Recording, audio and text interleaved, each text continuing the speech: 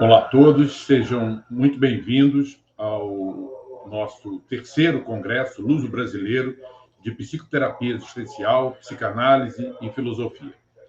Inicialmente, eu gostaria de dar uma satisfação a todos vocês sobre os graves problemas que nós tivemos na primeira data, que foi originalmente programado o nosso evento, e que, infelizmente, uma ruptura muito severa dos links impediu que a gente conseguisse manter a programação da tarde daquele primeiro dia e a programação do dia seguinte também acabou sendo comprometida. Entendemos, o Conselho Organizador, que o melhor seria nós organizarmos uma nova data em que a gente pudesse, com mais planejamento, dar as melhores respostas a que todos vocês merecem. Então, nós organizamos para a data de hoje, dia 1º de dezembro, quarta-feira, e vamos fazer o dia de amanhã também, dia 2 de dezembro, quinta-feira, e mantemos grande parte da programação. Infelizmente, uma mesa teve que ser cancelada, mas o restante da programação foi integralmente mantido. Então, essa satisfação abre a nossa retomada do nosso evento. O vídeo da palestra de abertura do professor Joel Birman, ele está disponível no portal e vamos dar aqui novamente os links para que vocês possam acessar. E, da mesma forma, nós vamos organizar o nosso evento em duas plataformas. Uma é uma plataforma de geração das imagens, que é essa que eu estou aqui com os conferencistas, e essa distribuição das imagens aqui geradas são feitas no YouTube. Nesse mesmo link do YouTube, conforme o slide aí já está apresentando, vocês poderão assistir depois os vídeos que ficarão salvos. O que eventualmente poderemos fazer é quebrar os vídeos em mesas, de maneira que não ficaria um único vídeo com uma duração enorme, e nós teríamos vários vídeos, cada vídeo com uma mesa temática. Isso ajudará certamente a todos a localizar aquele vídeo de interesse, de maior interesse. Mudamos também a nossa plataforma de inscrições. Estávamos trabalhando com SIG Eventos, que é uma plataforma vinculada à Universidade Federal do Maranhão, e para dar mais agilidade num ambiente que já é mais conhecido por nós, organizadores, nós migramos para o Item 3. E todos os inscritos que já estavam na plataforma do SIG Eventos foram inscritos automaticamente no Item 3. E, ao término do evento, nós vamos distribuir, através do e-mail, o certificado aos participantes. Nós não vamos fazer controle nenhum de presença. A presença vai ser feita pelo acompanhamento no próprio ambiente virtual. Então, basta a participação de vocês, o acesso de vocês, e isso será suficiente para o nosso acompanhamento. Muito bem, então eu passo agora a apresentação e formação da nossa primeira mesa. A nossa primeira mesa terá como tema a crítica e a política dos transsaberes. Coordena essa mesa a professora Eduarda Souto Maior. Ela é jornalista e comunicadora, formada pela PUC do Rio de Janeiro, a Pontifícia Universidade Católica, fez MBA em Marketing pela COPEAD, um programa da Universidade Federal do Rio de Janeiro. Nos últimos 15 anos, atuou no mundo corporativo, com endomarketing para empresas nacionais e multinacionais, tal como Halliburton, Fundação Getúlio Vargas, a FGV, a Companhia Vale do Rio Doce, a Petrobras, entre outros. Nos últimos anos, trabalhou com a educação corporativa na Sputnik, que é um braço corporativo da Perestroika, atuando em empresas em todo o país. Hoje atua com a leitura vibracional, técnica de autoconhecimento por meio da intuição e mística, e é professor e é parceira do professor Nelson Job, que também está conosco, no Transsaberes, campo conceitual, experimental, que conflui filosofia, ciência, mística e arte.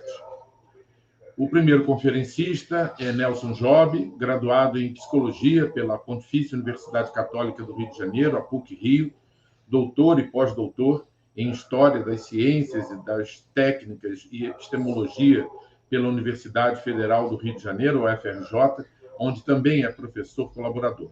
Psicólogo e escritor, tem experiência ampla na área de filosofia da diferença, história da diferença, transdisciplinaridade e criou o campo conceitual e experimental Transsaberes. O próximo conferencista convidado é o professor Nelson Novaes. Ele é professor emérito do Centro Brasileiro de Pesquisas Físicas, por sua atuação como cientista e formador de cientistas durante 40 anos que trabalhou como pesquisador no CBPF. Recebeu em 2004 o título em 2004 de doutor honoris causa pela Universidade de Lyon, na França, por seus estudos sobre modelos cosmológicos sem singularidade. Possui mestrado em Física pelo Centro Brasileiro de Pesquisas Físicas. Escreveu, entre outros livros, O que é Cosmologia, onde identifica a função da cosmologia como uma refundação da física. Em 2017, recebeu o Prêmio Jabuti pelo livro Os Cientistas da Minha Formação.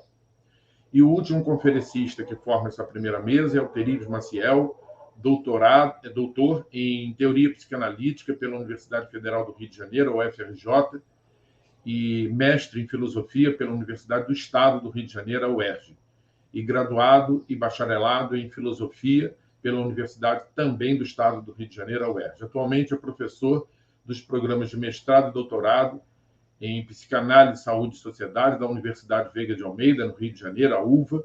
Leciona também na PUC-Rio, na Pontifícia Universidade Católica do Rio de Janeiro. Tem experiência ampla na área de filosofia, com ênfase em estudos sobre subjetividade, atuando principalmente nos seguintes temas: filosofia, clínica, biopoder e pensamento. Assim, então, eu passo a palavra a Duda Souto Maior para que ela possa iniciar os trabalhos. Um minuto, por favor.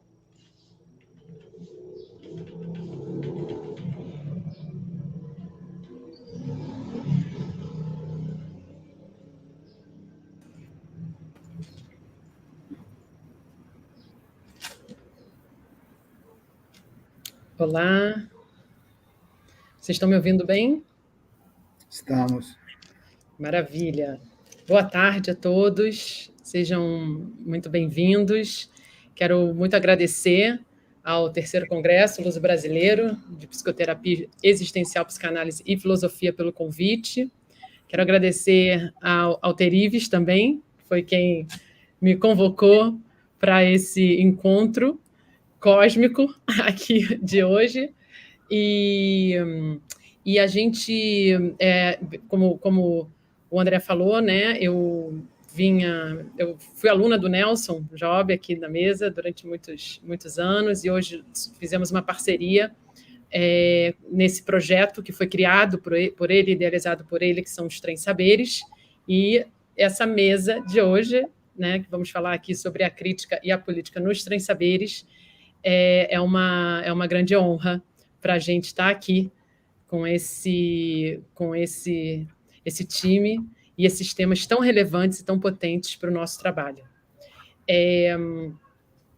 Hoje, a gente, nos Transsaberes, só queria explicar um pouquinho para vocês, né, o que são esses Transsaberes. Basicamente, é um campo conceitual e experimental em que a gente conflui ciência, filosofia, mística e arte. A gente fala conflui porque a grande problemática, né, o Transsaberes, ele surgiu porque a gente compreende que é muito relevante uma crítica profunda sobre um olhar disciplinar da vida. As disciplinas, elas foram fazendo caixinhas do pensamento, e isso trouxe consequências muito, muito profundas no nosso modo de pensar, no nosso modo de agir, no nosso modo de ser. E a confluência, ela traz a ideia justamente de que esse olhar disciplinar da vida, ele no fundo, né, no início, onde tudo começa, isso não existe, né? Mas sim um pensamento transdisciplinar, onde todos esses pensamentos, esses conceitos são confluentes. né? Eles têm uma auto-organização e todos em ressonância, numa integração em que a gente insiste em separar, mas que isso a gente falha com essa tentativa de separação, porque isso vai gerando uma espécie de uma desconexão, de uma dissociação cósmica e do nosso entendimento, né, como de união, né, e de pertencimento desse aí com tudo que existe. Isso vai gerando diversas consequências emocionais e psíquicas, como, né, a ideia de solidão, a ideia de falta, a ideia de descontentamento, né, e aí vai aquela lista de consequências emocionais e psicológicas, né, terapêuticas, é infinita, e, na verdade, a gente entende que isso tem um início muito além do que um problema ali, ou outro acolá, ou por causa de uma situação familiar, né? Isso está muito além, isso tem um sistema de pensamento mesmo, em que está influenciando nesses sintomas. Então, a gente problematiza isso com diversos autores que a gente estuda aqui, e com os nossos atratores, como a gente chama, os nossos professores que compõem esse campo de trabalho que a gente faz, incluindo nosso querido Alter Ives, nosso querido Mário Novelo, que estão aí fazendo uma parceria muito, muito grande com a gente nos Três Saberes. Os Três Saberes desenvolvem cursos, grupos de estudos, e a gente tem, inclusive, um curso de formação também livre, que a gente finalizou no dia 27 agora. Alter Ives e Mário fizeram parte, então é um duplo prazer, né, para a gente estar aqui também. E a gente pôde discutir profundamente, problematizar esse pensamento dualista, transcendental, e que hoje a gente vai aqui compartilhar um pouco com vocês com essa crítica, né, e essa política nossa aqui. Então, eu vou passar a palavra para eles. Eu vou começar com o Mário. O Mário vai trazer o conceito do universo solidário, e em seguida, o Nelson, né? Nelson Job vai falar sobre a anarquia sagrada, que é nosso ato político aqui nos Três Saberes. E, por fim, para fechar, Alter Ives Maciel com Spinoza e Arthur, para acabar com o juízo de Deus. Eu espero que vocês encontrem ressonâncias no que vamos compartilhar aqui com vocês hoje. E se vocês tiverem perguntas, podem ir mandando pelo chat que a gente vai recebendo, se quiserem endereçar a algum deles, ou não, fiquem à vontade, né? A gente vai ler ao final das 3 exposições aqui. Então, Mário, eu passo a palavra para vocês. Muito obrigada a todos. Ok. Bom, já falei ainda há pouquinho com o Alter Ives, que ele foi responsável por eu estar aqui, eu não vou discutir mais isso. Na verdade, eu sou um físico, cosmólogo, me sinto aqui um pouco estranho no ninho, mas vamos lá. Na verdade, o conceito de solidariedade cósmica vem sendo utilizado pelos cosmólogos, e eu vou tentar explicar o que significa isso. De qualquer maneira, eu tomaria o meu texto como sendo baseado não é bem um termo, mas colocado a partir de 2 pessoas que talvez não tenham sido os mais importantes do que falaram, mas que, para mim, são as pessoas que me jogaram nessa história. Um é Giordano Bruno, e a ideia de que, vou ler o termo que ele fala, solidariedade social se espelha na solidariedade cósmica, que é o que a gente vai falar, e o outro é o Karl Marx. Não sei se eu posso falar do Marx aqui, mas, em suma, tudo está em transformação, nada estável perdura por muito tempo. Na verdade, ele não foi o primeiro a falar isso, mas é por onde eu comecei essa discussão. Para pensar um pouco na cosmologia, 2 minutos sobre uma introdução à cosmologia. No século XX, a cosmologia teve uma reformulação muito grande, porque lá no começo do século XX, o Albert Einstein mudou a teoria newtoniana da gravitação. A teoria nova, de 1915, do Einstein, é um pouco complicada para explicar para quem não é da área, porque ela associa a gravitação não mais a uma força, mas simplesmente uma modificação da distância do espaço-tempo, que é curioso porque a gente não vê essa alteração no cotidiano. E não vê por várias razões. A razão mais importante, talvez, seja que o campo gravitacional da Terra é muito fraco.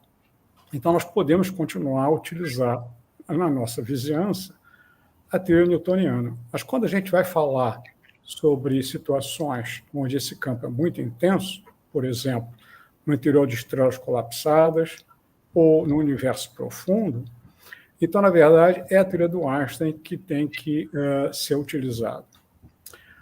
Ao fazer essa mudança, imediatamente, o Einstein fez o que toda a teoria da gravitação faz em seguida, ou seja, uma cosmologia.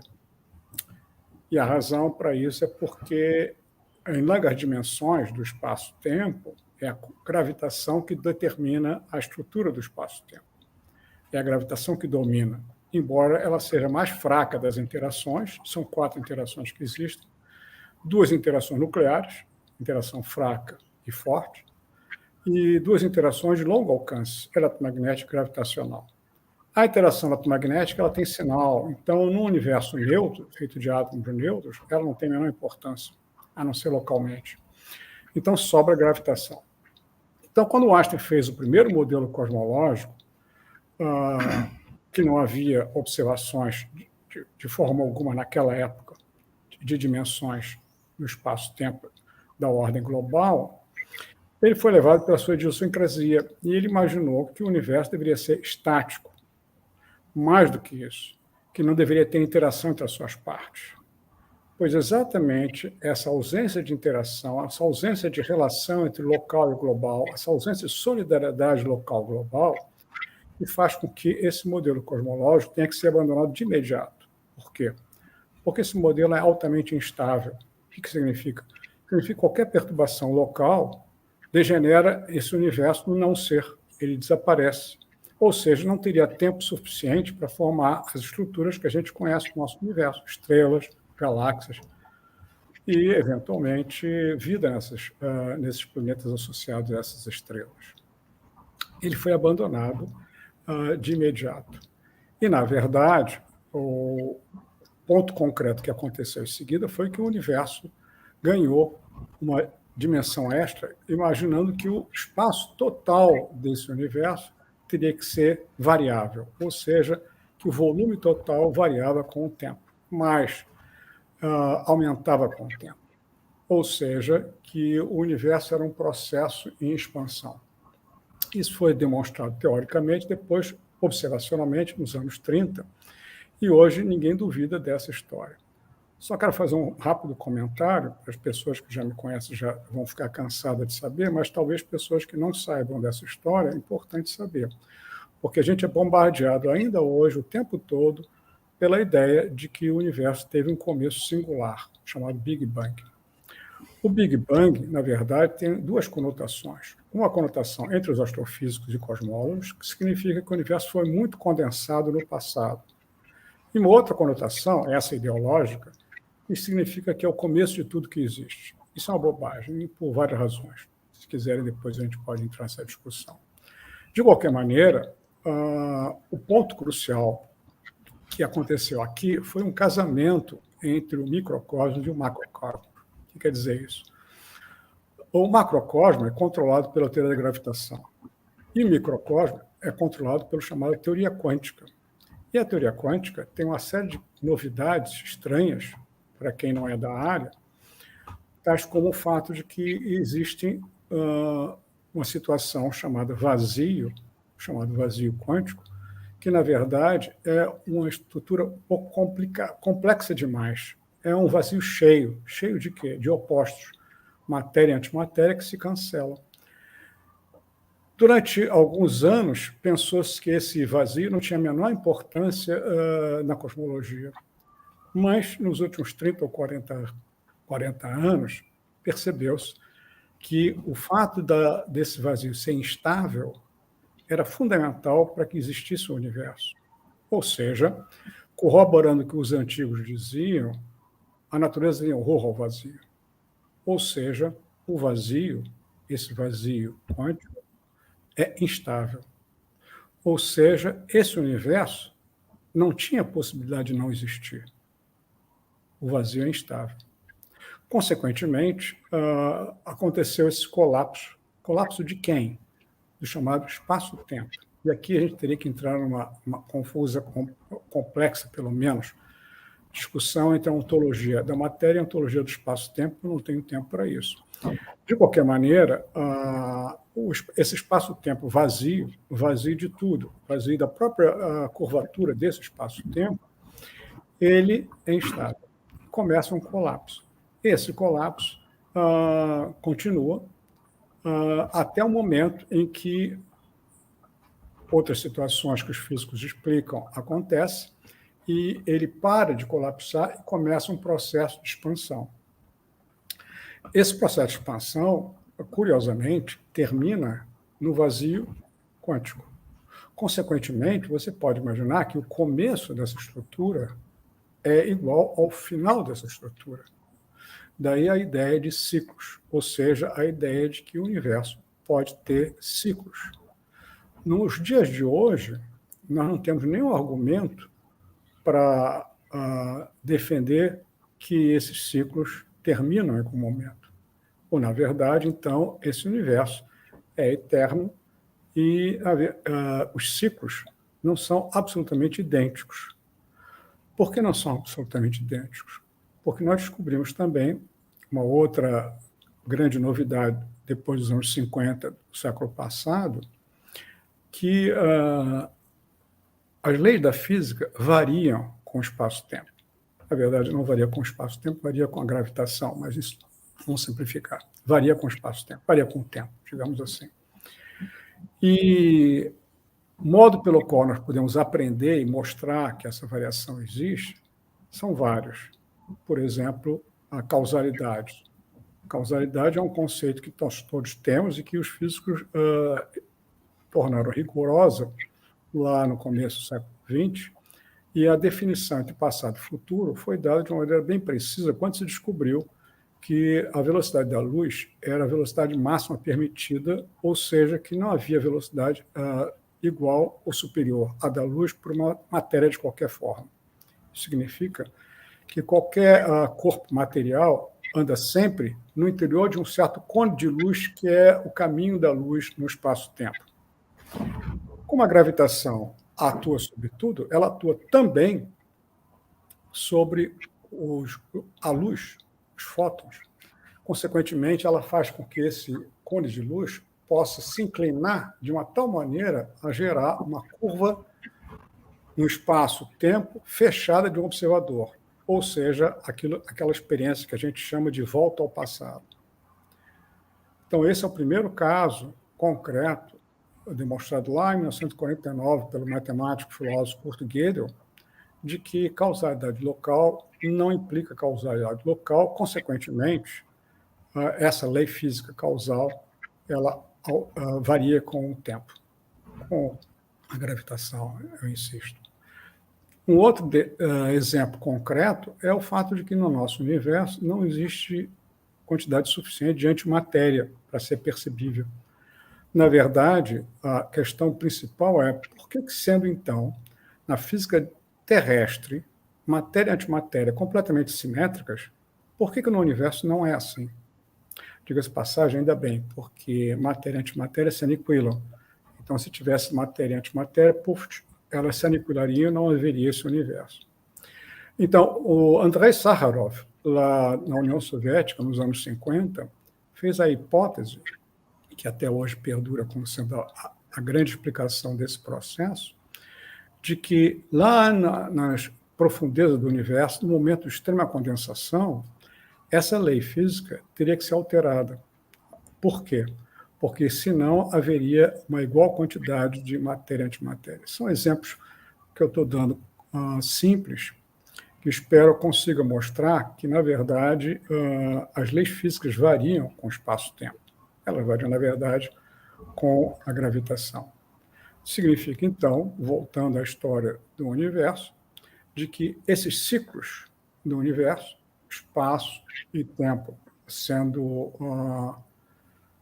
sendo variáveis, esse ciclo se repete eternamente, mas não se repete da mesma maneira, porque as leis físicas, não somente dentro do que a gente chamaria um universo, mas também desses tipos diferentes de configurações, que a gente chamaria também de universo, variam. Onde entra a solidariedade nessa história? Entra porque, para retirar aquele caráter altamente instável do cenário cosmológico que o Einstein colocou, foi preciso imaginar, e isso foi depois comprovado, que haveria uma interação entre as diferentes partes do universo. Ou seja, entre local e global não haveria total separação.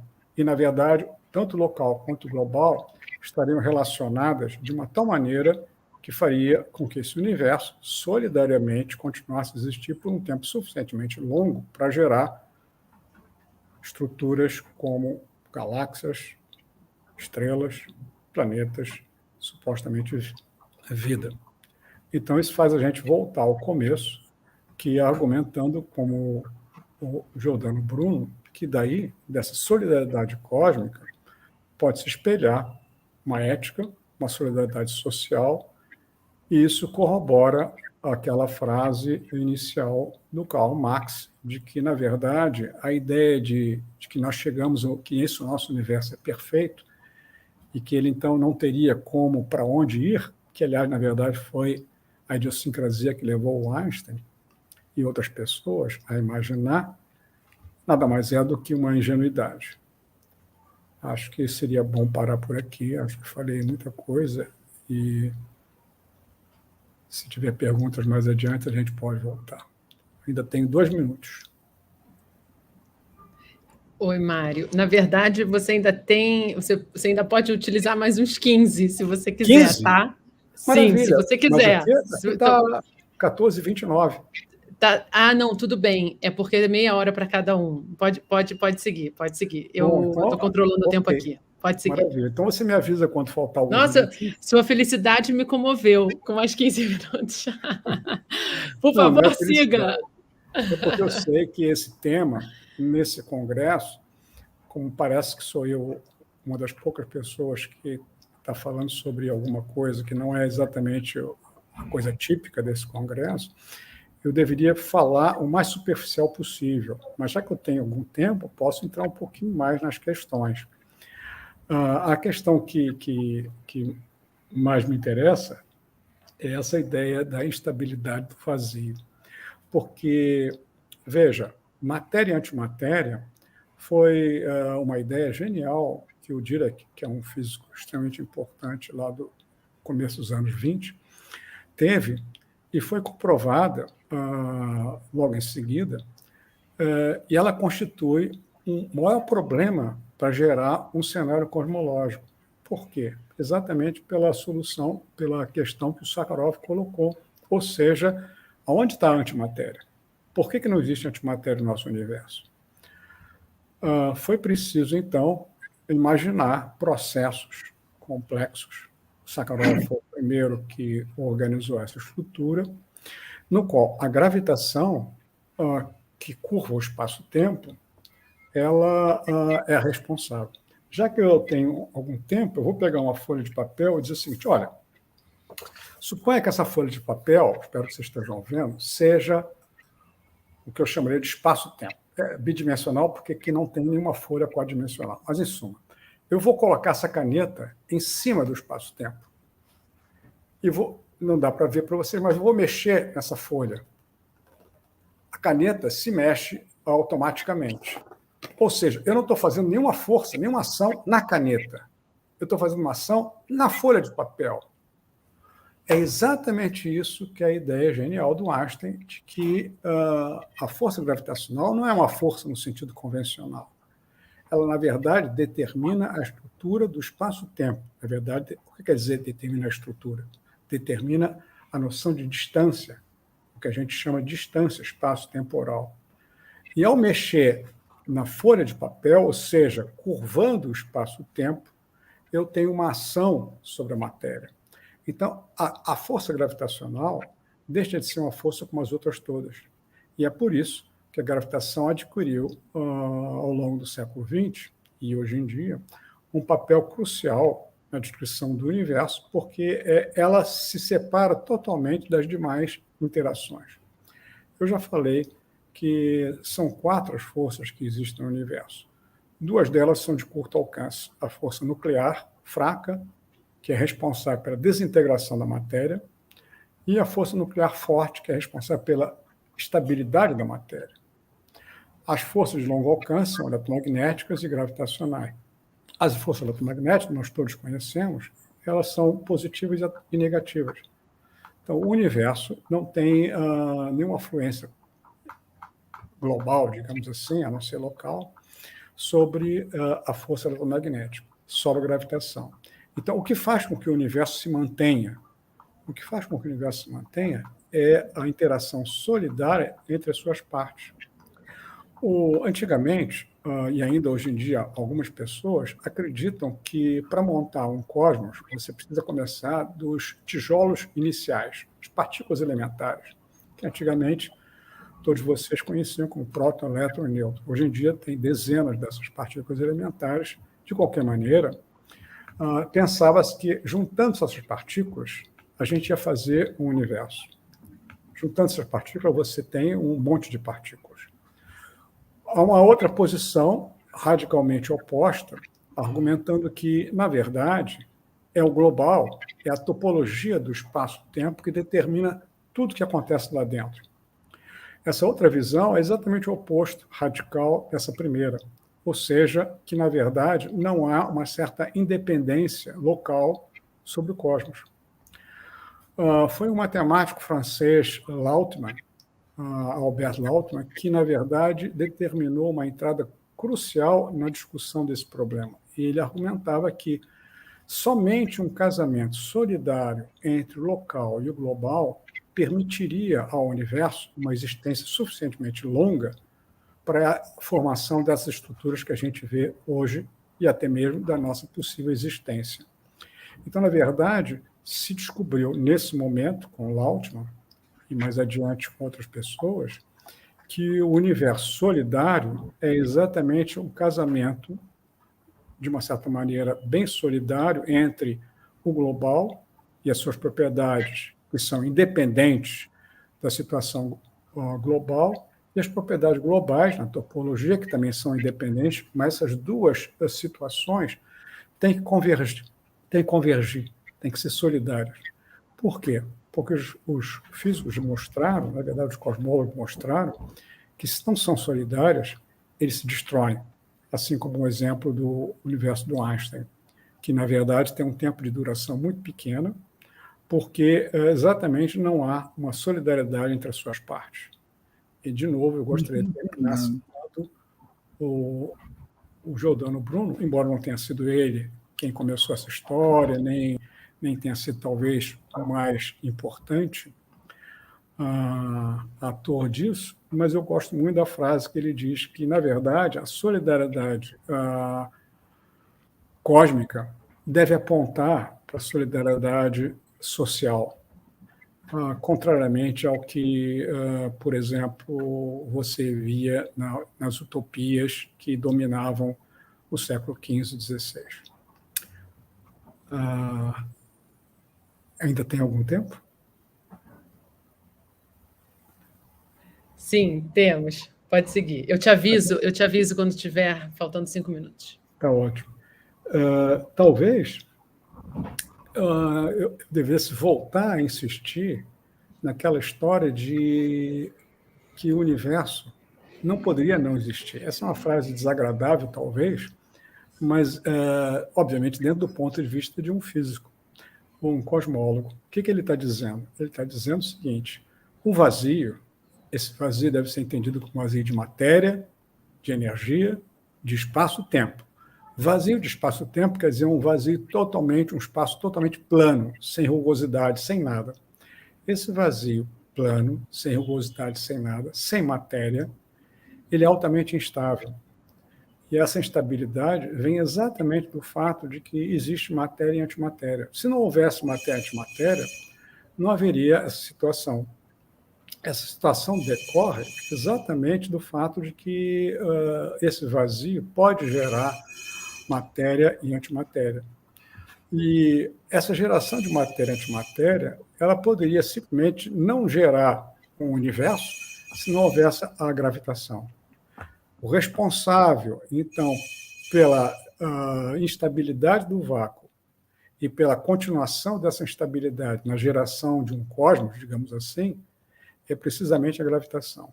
Daí a importância, ainda hoje em dia, de várias pessoas examinarem se a gravitação, segundo a formulação do Einstein, é, na verdade, a história final é um pouco forte, mas é ainda hoje válido. Muitas questões estão sendo colocadas, e como a física, embora seja uma ciência exata, ela não é estática, ela muda. Então, assim como durou 300 anos Newton, Einstein já está durando 100 anos, acho que é demais, já está na hora de colocar no seu devido lugar na história, e isso está acontecendo.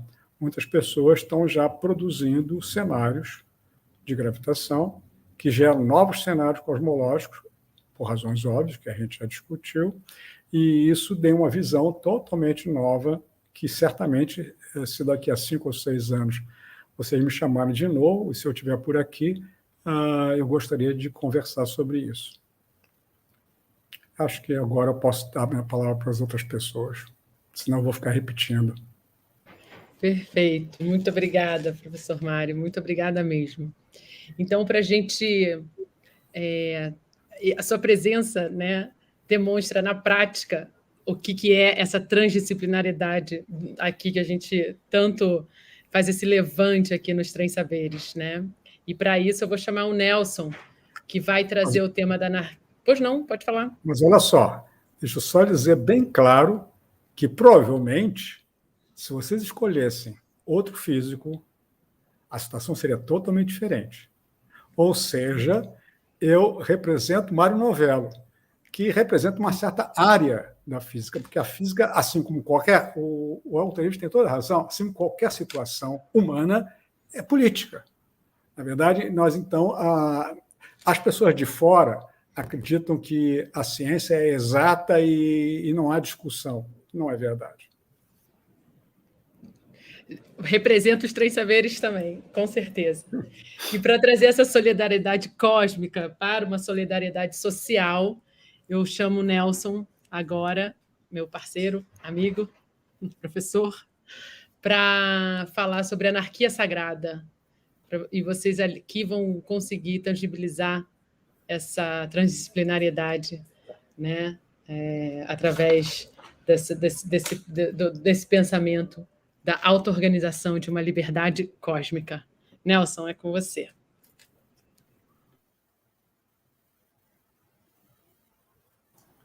Ok, obrigado, Duda. Está sempre trazendo essas coisas todas com muito carinho. Se a transmissão ficar ruim, me avisa que eu passo aqui para o celular, tá? Obrigado aí, Alterives, sempre a nossa articulação mais linda aí com a filosofia da diferença. E Mário, eu insisto sempre que os transaberes habitam o cosmos que o Mário traz, né? E essa ideia do Bruno, do Giordano Bruno, né, de que a solidariedade cósmica deve confluir, se expressar na solidariedade social, é uma das ideias mais caras para a gente, né? E se tudo que eu falar aqui, parafraseando mais uma vez o Whitehead, for uma nota de rodapé nessa ideia, está de bom tamanho. Porque desde lá dos filósofos cínicos, Diógenes, né, que ficava dentro do barril, andando pelas ruas de Atenas, falando, convidando as pessoas a pensar de acordo com a natureza, e a tendência ocidental foi um pouco pensar de acordo com ideias transcendentes, né? Então, nós vamos insistir em pensar com e na natureza, né?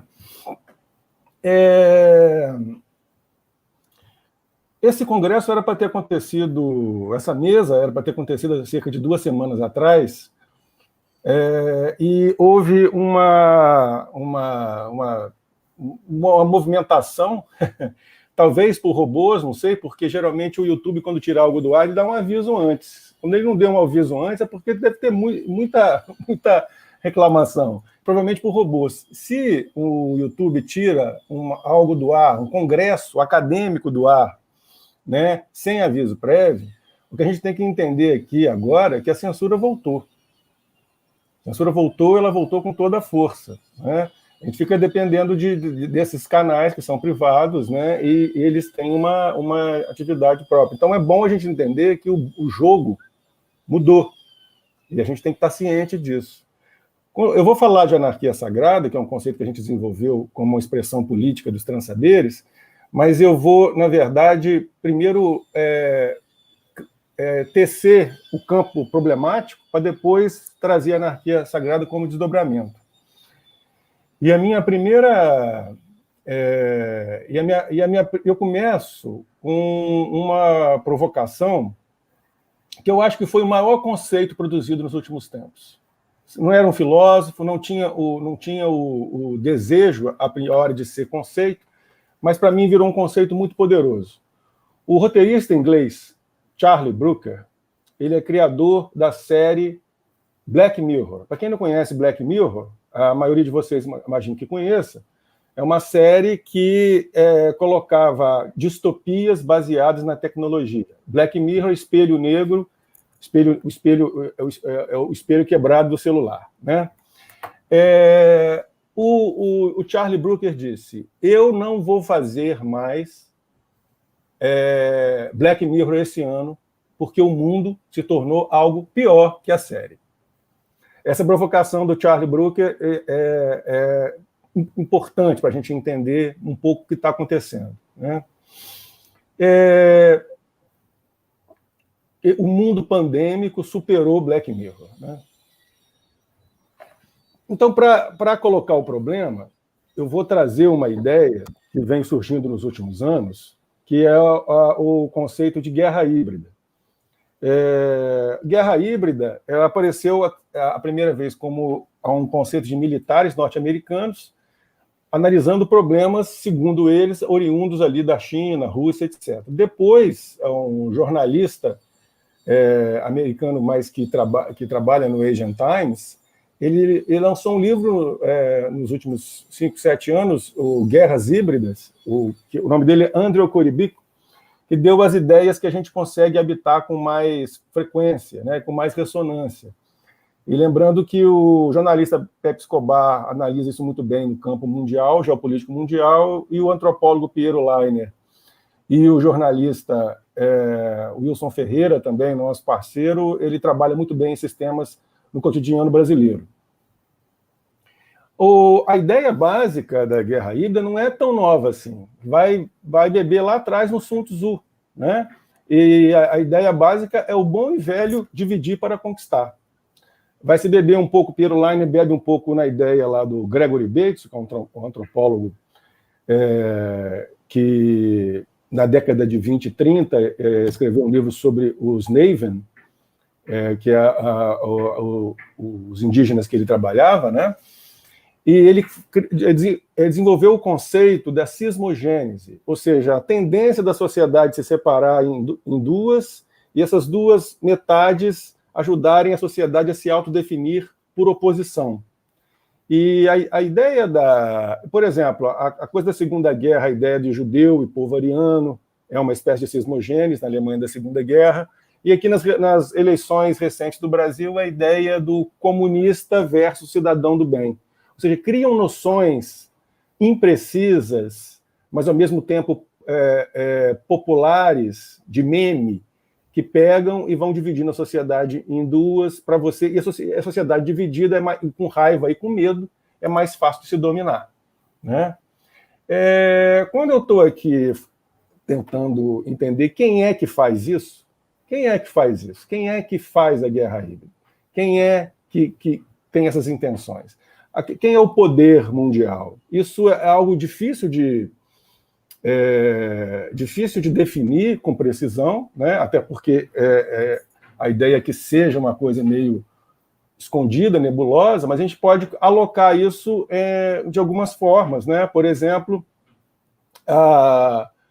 as grandes instituições de investimento, né? Como a BlackRock, a Vanguard, são as três maiores do mundo. Uma são donas das outras e elas são donas também do principal, são principais acionistas das grandes empresas de Big Tech, de Big Pharma, mineradoras, etc. Então, assim, um grupo muito pequeno de pessoas controla a parte mais influente do empresariado das empresas mundiais, com grande impacto na sociedade, né?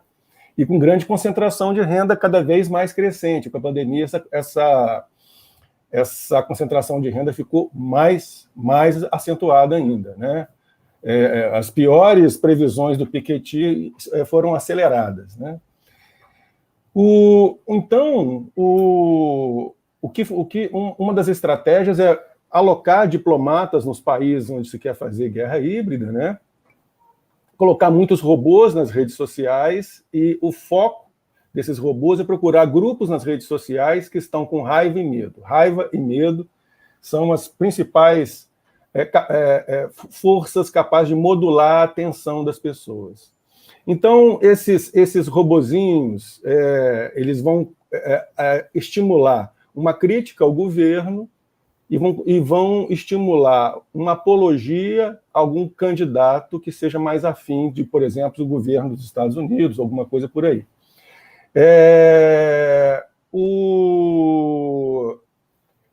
E aí, esses robozinhos vão fomentar manifestações em lugares simbólicos.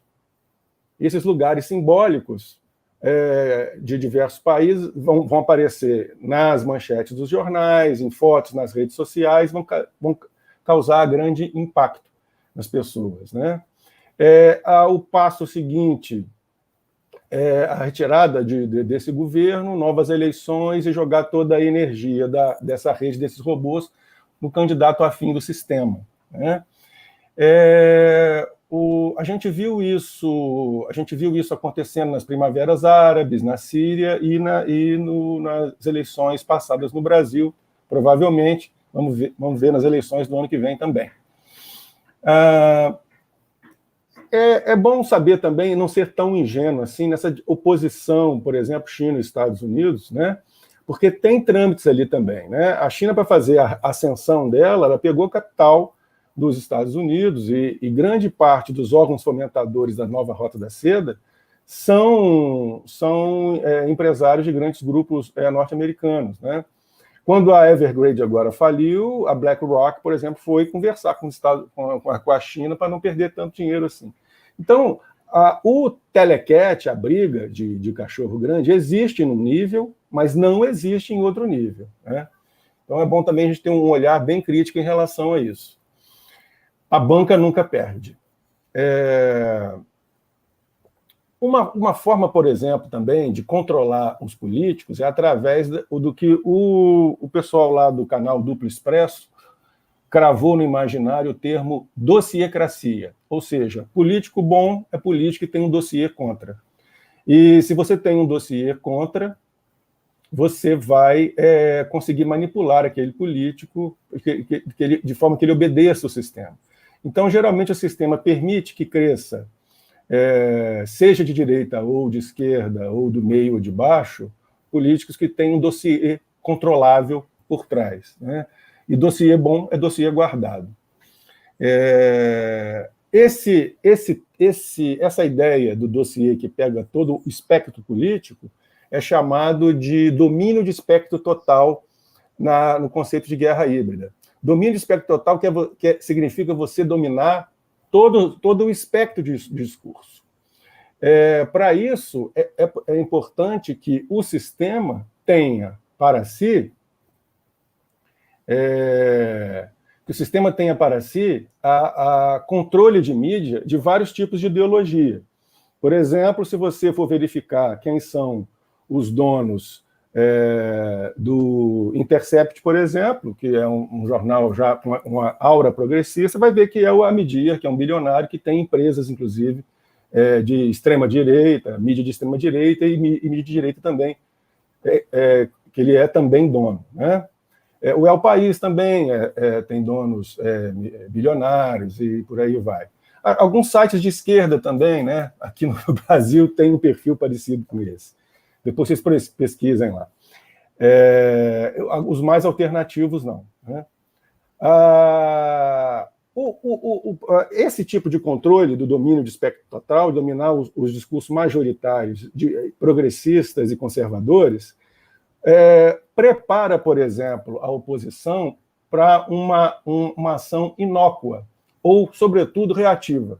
O Alter sabe muito melhor do que eu que a reatividade é um dos maiores pecados para a filosofia nietzscheana, né? E, por exemplo, o pensamento progressista brasileiro, hoje, ele ficou 100%, eu diria, majoritariamente falando, salvo pequenas linhas de fuga, ele se tornou majoritariamente reativo. O líder espantalho da nação, que está lá para apanhar, as pessoas vão falar mal dele, ele não manda em nada, né? Mas ele está lá para apanhar, e aí ele fala uma coisa, aí a esquerda fala o contrário. E aí ele fala outra coisa. Aí, como esse hackeamento afetivo, político do Brasil já foi feito pelo sistema, quando eu estou falando hackeamento, eu não estou usando uma palavra imprecisa, não. Um documento do Hub associado à OTAN coloca que é preciso que a OTAN faça uma guerra cognitiva, porque o inimigo, a China, etc., já está fazendo. Ou seja, se transformar os internautas em drones de guerra. Então, por exemplo, quando alguém fala alguma coisa um pouquinho crítica à esquerda, é taxada de comunista. Uma pessoa fala uma coisa é taxada de comunista. A pessoa fala alguma coisa um pouquinho crítica à direita, é taxada de fascista. Critica um pouquinho a ciência, é taxada de terraplanista. As pessoas não dialogam mais. Elas pegam uma pequena frase e rotulam. Isso a pessoa se tornar máquina de guerra. Há um preparo das redes pelo sistema, através de algoritmos, para adestrar os afetos e a cognição das pessoas. Tá? Então isso perceba a gravidade, tá? Porque isso é um documento oficial de parceiros oficiais da OTAN. Tem uma linha de trabalho só de guerra cognitiva. Isso já é oficial, imagino que não é. Tá? Bom, então, voltando para a nossa conversa aqui, um exemplo tradicional é que o pensamento progressista no Brasil sempre criticou as urnas eletrônicas, né? Aí colocou o espantalho do presidente para falar a favor, para falar contra as urnas eletrônicas também. Aí, de uma hora para outra, o pensamento progressista começou a falar bem das urnas eletrônicas, né? Aí depois o Marreco ganha, aí não vai ter como reclamar, não, tá? E o sistema quer que ele ganhe. Bom, e isso também com a Amazônia, com censura nas redes, né?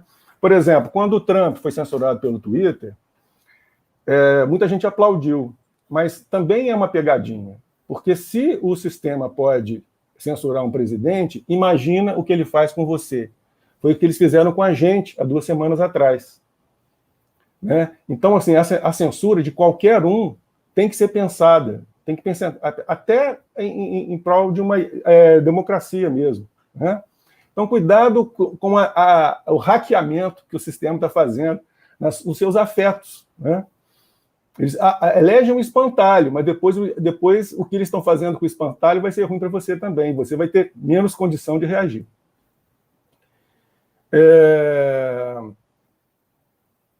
Também o pensamento progressista brasileiro adquiriu um vocabulário, inclusive, lavajatista, de censura, de processo, de direito. Né? Isso tudo faz parte de uma organização do pensamento por um certo esquema de poder e por uma certa capacidade de manipulação dos algoritmos, né?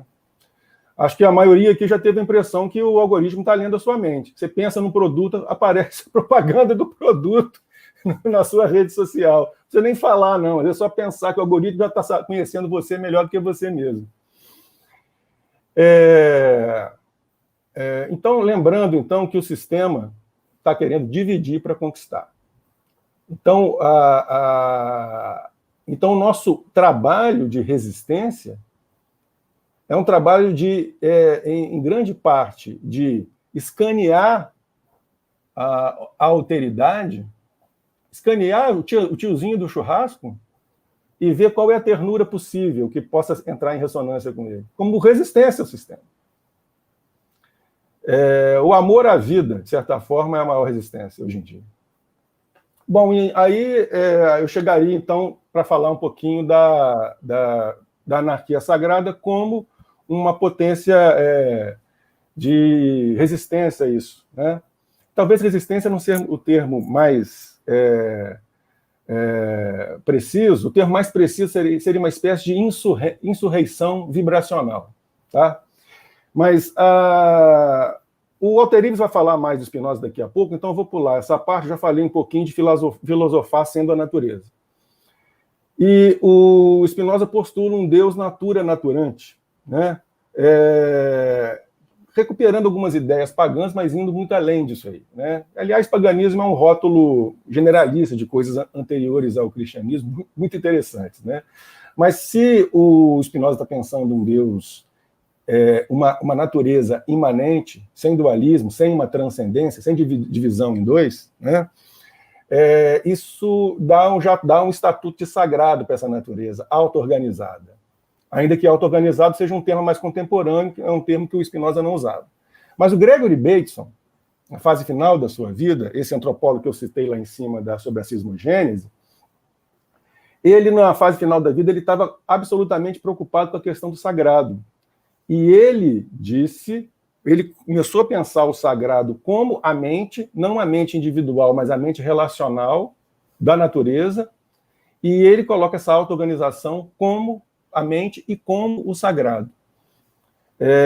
E então a gente vai beber no conceito de auto-organização, ou seja, não tem uma organização de cima ou de fora, as partes, que são partes ligadas, imanentes, não partes em si, mas partes relativas, se auto-organizam, sem uma organização de fora, né? E aí a gente vai beber na anarquia clássica, sobretudo, a proficiência que eles têm na autogestão, sem também muita romantismo com essa ideia de autogestão, né? Então a anarquia sagrada seria alguma coisa da ordem de uma auto-organização cósmica. E entendendo, então, que eu coloco essas ideias como uma espécie de ecologia das ressonâncias, ecologia das relações de processos diferenciais, uma economia, uma ecologia das ressonâncias, né? Com que você ressoa, com que você consegue fazer parte, mesmo sendo diferente, né?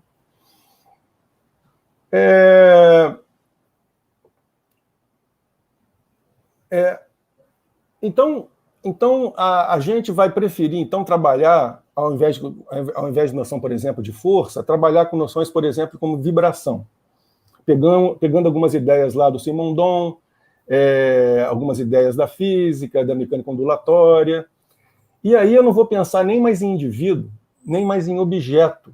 Eu vou pensar em emaranhado de vibrações, que a gente chama, por exemplo, de atrator. A gente não trabalha com indivíduos, a gente trabalha com a ideia de atratores, como a Duda disse agora há pouco.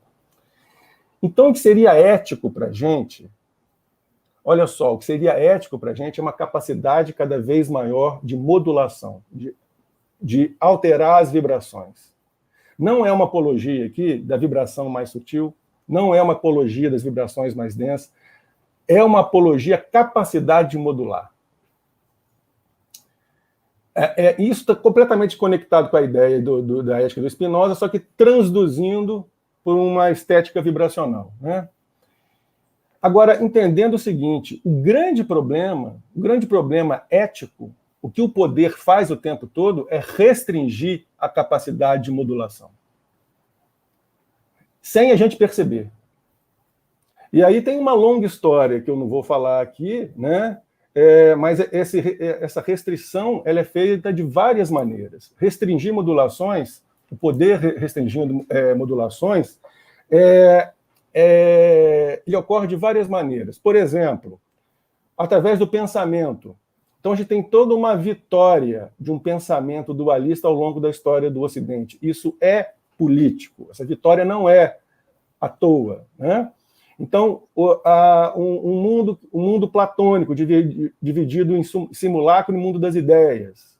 Um mundo cartesiano dividido num corpo imanente e numa mente transcendente.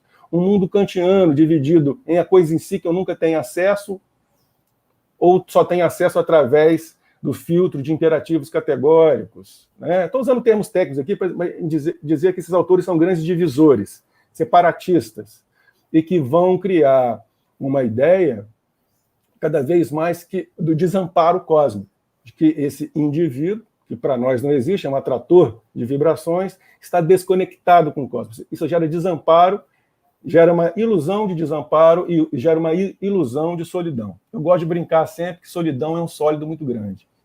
Se você acreditou na sua densificação, na sua capacidade muito restrita de modulação, você ficou tão sólido que gerou uma solidão. Então, para você sair da solidão, module cada vez mais. Uma outra forma, e a gente tem que entender com isso, que tudo que existe é da ordem do sensível. O poder quer decretar que existem coisas que são intangíveis.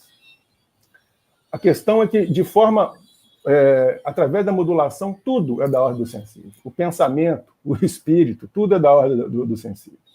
Restringir o sensível é uma operação do poder. Saiba que a sua sensibilidade é infinita. Uma outra forma de restringir as modulações é através do controle das narrativas. Então, essa turma aí, super conservadora politicamente, que alguns deles flertaram com o nazifascismo, né?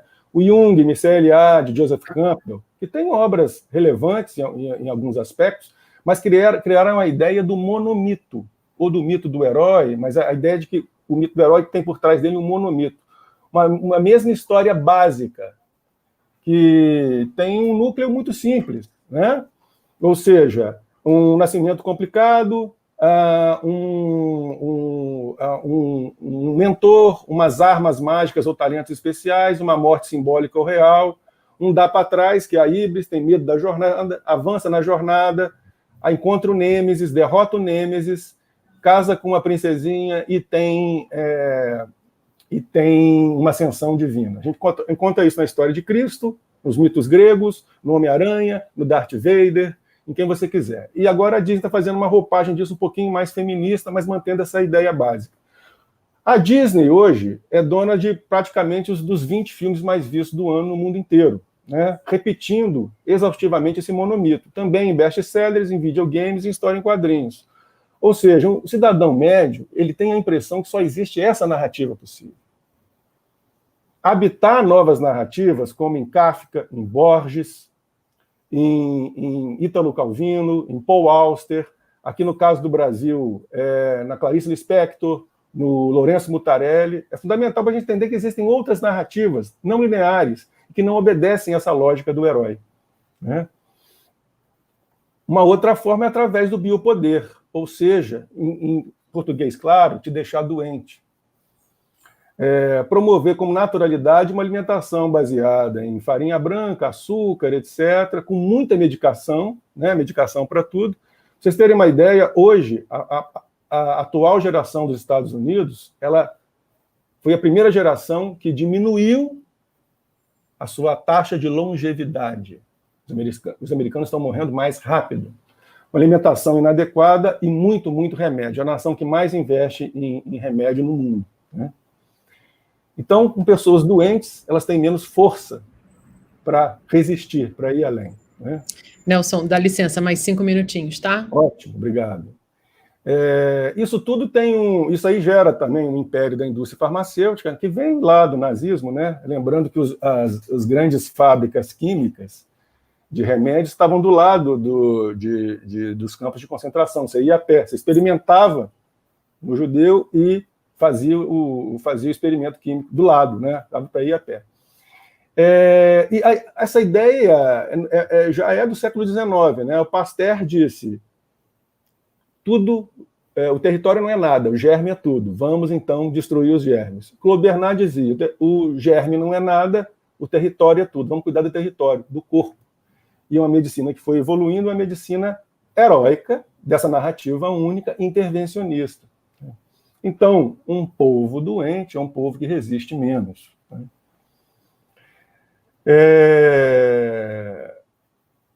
Então, não é só as mentes que estão sendo hackeadas, mas o sistema imunológico também está sendo hackeado, né, de várias formas.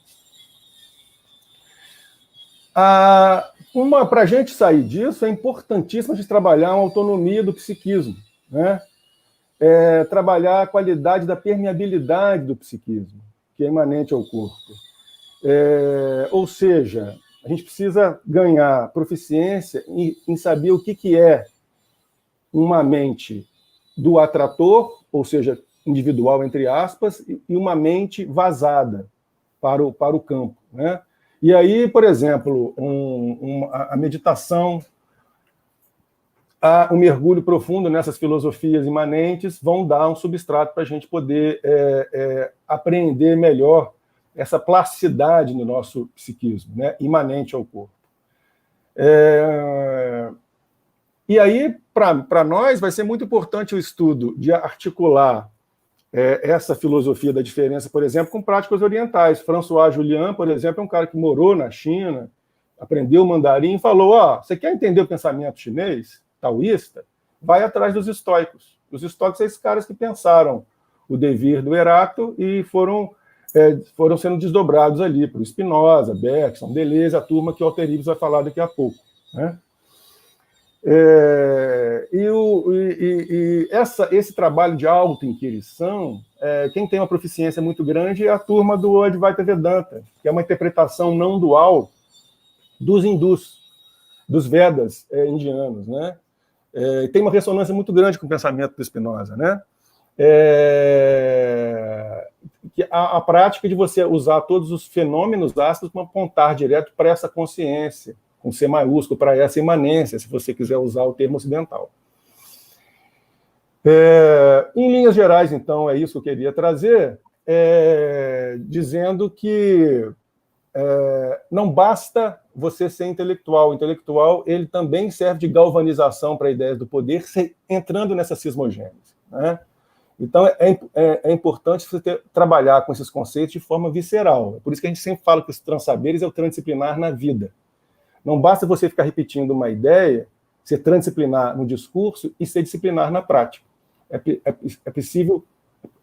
É fundamental convocar as vísceras, aqui e agora, né? Para além de qualquer pensamento que seja meramente conhecimento, é preciso ser transduzido esse conhecimento em sabedoria na e pela vida. Vou terminar com uma última provocação, uma frase do Gonçalo Tavares, um escritor português, que também é nosso atrator nos Transsaberes ano que vem. Nesse livro recém-lançado no Brasil, mas que ele lançou em 2019 lá fora, Bucareste, Budapeste, Budapeste, Bucareste, ele coloca a seguinte provocação: a história trata-se de propaganda, minha senhora. Uma forma de publicidade a que dão mais importância. É só. É isso, obrigado. Muito obrigada, Nelson. E não tem melhor passagem mais visceral possível para continuar essa conversa do que chegar, entregar, né, essa visceralidade ao Walter Ives Maciel, com Spinoza e Artaud, para acabar com o juízo de Deus. É com você, querido. Obrigado, Duda. Boa tarde a todos e todas.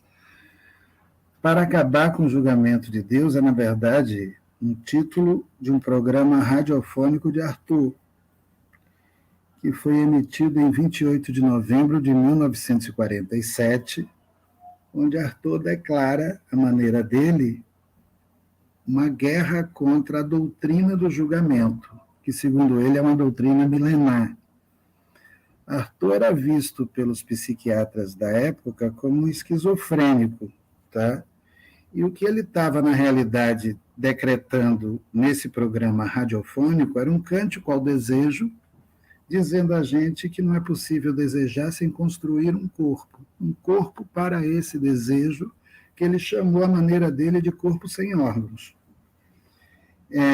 Esse pensador genial foi perseguido pelos psiquiatras no tempo dele, e a provocação do Arthur me remeteu a um outro pensador genial, também pensador do desejo, que disse no tempo dele que desejo não é falta e não é possível desejar no plano individual, somente no coletivo. Esse pensador se chama Spinoza, que foi perseguido pelos padres da igreja e foi excomungado.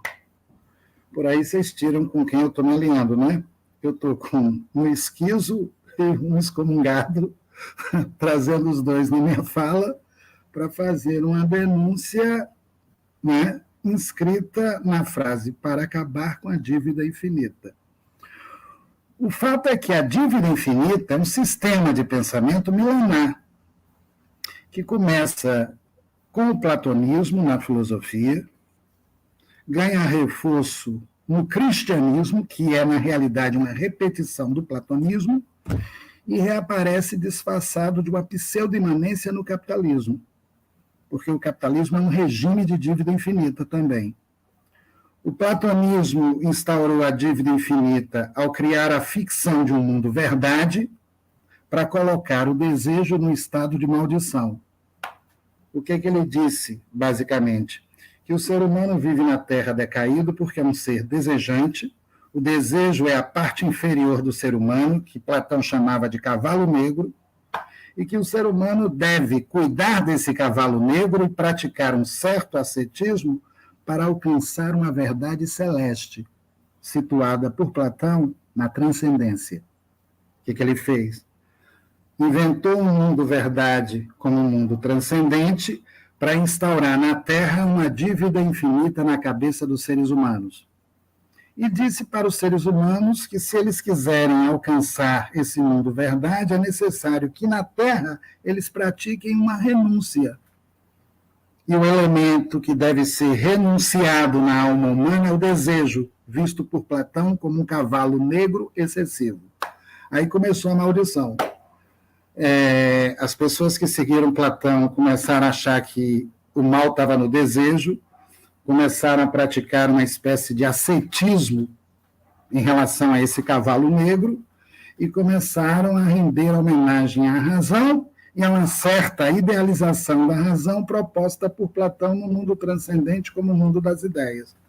Na prática, isso significa o seguinte: estamos na dívida porque somos desejantes e precisamos reprimir esse desejo para alcançar o céu do mundo verdade, do mundo das ideias. Quem começou com essa doutrina da verdade, que é, na realidade, tá certo? Um julgamento que instaura uma dívida infinita, foi o senhor Platão. Com o passar do tempo, de Platão para o cristianismo, a coisa piorou, porque o cavalo negro deixou de ser simplesmente um cavalo excessivo e passou a estar vinculado ao pecado original. O cristianismo renova o platonismo, instaurando uma dívida infinita, e diz que todos nós somos seres endividados porque nós somos culpados, e somos culpados porque somos desejantes. Só que, diferentemente do Platão, que exigia apenas que você colocasse rédea no seu cavalo negro, o cristianismo exige que você renuncie ao desejo. E que nessa renúncia ao desejo você se consagre aos valores da razão para poder alcançar na vida supraterrena uma felicidade no céu. Bom, não preciso dizer que na cabeça de Spinoza, platonismo e cristianismo são coisas conjugadas. E não é preciso dizer que na cabeça de Nietzsche o cristianismo não é outra coisa senão um platonismo empobrecido. porque tanto no platonismo quanto no cristianismo, o ser humano que crê nessas duas doutrinas acaba assimilando a ideia de que viver é estar na dívida. E que a responsabilidade dessa dívida reside no desejo, que tem que ser, segundo Platão, ou controlado, segundo o cristianismo, renunciado. Se vocês prestarem atenção, essas duas doutrinas não se reduzem, olha só, a dois momentos históricos. São doutrinas milenares que atravessaram o Ocidente e que foram subjetivadas pelos homens, que passaram a acreditar na seguinte equação: viver é dever. E a felicidade deve ser lutada, estando ela alhures num plano transcendente. O platonismo fez um grande sucesso no tempo dele, século V a.C., e se prolongou na doutrina cristã, que durante vários séculos apregoou a culpa e o regime da dívida infinita na cabeça dos seres humanos, vinculando desejo a pecado e fazendo da missão do homem na Terra uma dívida infinita que ele só irá quitar quando ele ultrapassar a instância terrena para alcançar o céu feliz de Deus ou do mundo das ideias de Platão. Pensando dessa maneira, quando eu evoco Spinoza, eu estou evocando Spinoza para dizer que desejo não é falta e desejar não é estar na falta, porque você só deseja quando você faz bons encontros e relações com outras pessoas. O Spinoza desce o cacete nesse modelo individualista do desejo, que faz o indivíduo achar que desejar é estar na falta e que é necessário ou renunciar a essa falta através de um ascetismo espiritualista, ou botar, de alguma maneira, um freio no desejo para poder seguir os ideais da razão que Platão apresentava como sendo o mundo verdade, o mundo transcendente das ideias. No momento em que essas duas doutrinas se implantam na humanidade, tanto a doutrina platônica quanto a doutrina cristã, elas vão sobreviver fora, olha só, dos tempos onde as doutrinas foram inventadas e passam a existir na cabeça das pessoas que assimilaram tais doutrinas, que começam a acreditar que desejo é falta, que um ser do desejo é estar na falta, ou começam a acreditar que o desejo tem, por ser faltoso, um vínculo com a culpa. Tanto num caso quanto no outro, duas maldições foram lançadas contra o desejo. Uma maldição filosófica, desenvolvida pelo Platão, e uma maldição religiosa.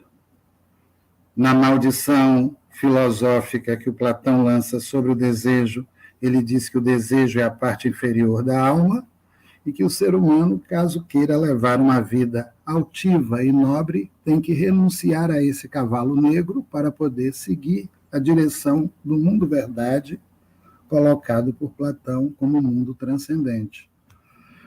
O cristianismo fez pior. O que o cristianismo fez? Vinculou o desejo à culpa, ao pecado. E ao vincular o desejo à culpa ao pecado, pregou a renúncia ao desejo. A espiritualidade cristã é pior do que o platonismo, porque o ascetismo cristão exige uma renúncia do desejo, tá certo? Para a purificação da alma, e ela está assentada também numa ficção que é idêntica à ficção platônica. Existe um mundo sem desejo lá no alto, tá? Que é o mundo da felicidade, o mundo aberto por Deus. Wim Wenders provou que isso era uma mentira, porque os anjos do Wim Wenders morrem de tédio lá em cima. E no Asas do Desejo era necessário que o anjo se encarnasse para ter alguma emoção na vida, porque o mundo celeste, sem desejo, é tédio puro. E fez um filme belíssimo chamado Asas do Desejo, onde ele profana essa ideologia cristã, que é a história de um anjo querendo se encarnar, querendo o corpo, para poder se apaixonar por uma trapezista. Maravilhoso isso.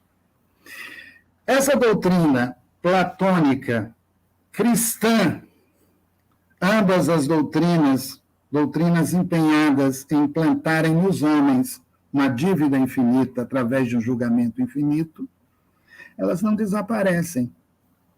Com o declínio do cristianismo, elas não desaparecem com a crítica do platonismo.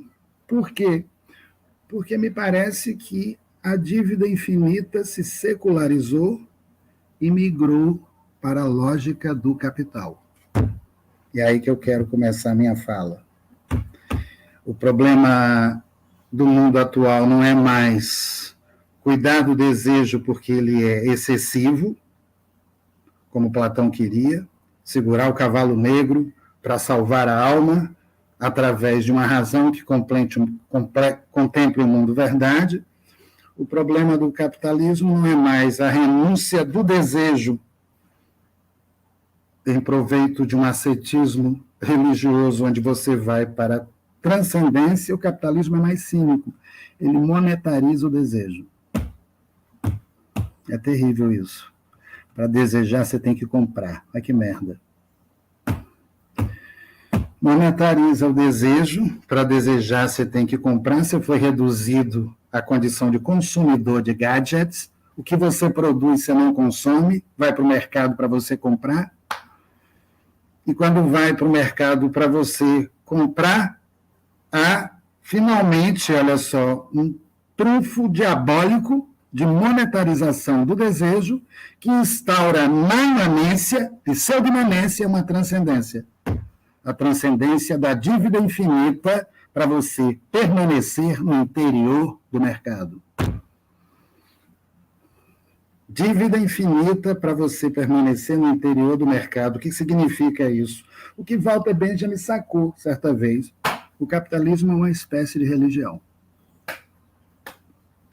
O capitalismo é uma espécie de religião. Nessa religião chamada capitalista, o indivíduo, para entrar no mercado, tem que contrair uma dívida. E para desejar, tem que comprar alguma mercadoria ou alguma pessoa. As relações interhumanas se tornaram relações de troca, e essas coisas foram se secularizando de tal maneira que viraram trocas naturais e habituais. Quando você propõe um agenciamento amoroso para alguém, é natural que ele diga: eu vou ganhar o quê com isso? O cinismo vai se subjetivando de tal maneira que ele vai, olha só, circulando no discurso comum. E, uma vez circulando no discurso comum, o sistema de troca vai se tornando natural, como se sempre fosse assim. E é assim que a gente tem que se comportar para não bancar o otário no interior do mercado. Tudo é trocado, sexo é comprado. Tá? As relações interhumanas são relações de lucro, onde um ser humano se coloca frente ao outro sempre como ganhando alguma coisa ou perdendo alguma coisa.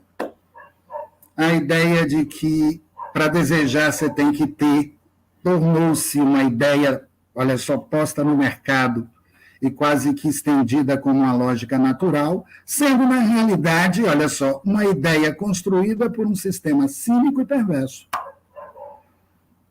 Uma ideia construída por um sistema cínico e perverso, sistema cínico e perverso esse que diz, ou explicitamente ou implicitamente, que para desejar você vai ter que comprar. Que droga. Para desejar você vai ter que comprar e os preços vão aumentando a cada dia, porque vem uma inflação monetária, mas ontem era só R$500, agora dobrou. Agora é R$1.000, tá certo? Você vai ter que ralar mais para poder ter. O ano seguinte, a inflação alcançou certos produtos de luxo e o preço foi de R$1.000 para R$15.000. Um rapaz famoso está no mercado valendo R$30.000. E as moças famosas que se vendem no mercado valem o dobro, R$60.000 a R$90.000.